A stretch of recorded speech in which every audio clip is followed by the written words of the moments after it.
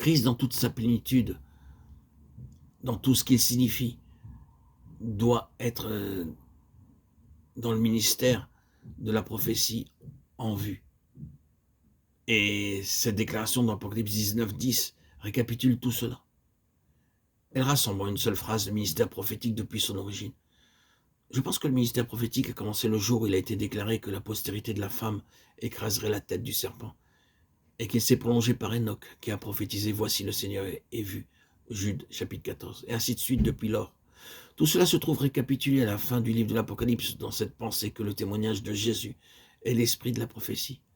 C'est-à-dire que l'esprit de la prophétie du début à la fin est tourné vers le témoignage de Jésus. L'esprit de la prophétie l'a toujours eu, lui, en vue, depuis la première déclaration. La postérité de la femme jusqu'à « Voici le Seigneur est venu ».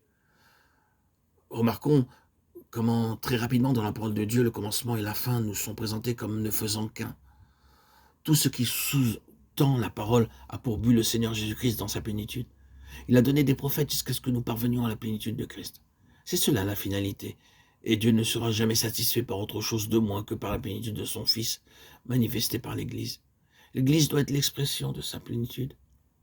L'homme parvenu à la maturité, c'est cela l'Église. Le ministère prophétique est pour la plénitude de Christ, la finalité de Christ. Centre et circonférence.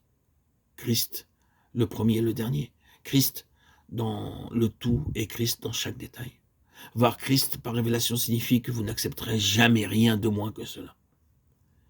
Vous avez vu, et toutes les questions ont été réglées pour vous. La manière de parvenir à la finalité de Dieu, c'est voir par le Saint-Esprit. Et cette vision, c'est le fondement du ministère prophétique. Je pense que cela peut être suffisant pour montrer ce qui a été dit. Si nous voyons la nature du ministère, aussitôt, nous verrons ce qu'est le vase. Ce vase, ce peut être des individus accomplissant un tel ministère, ou il peut être collectif.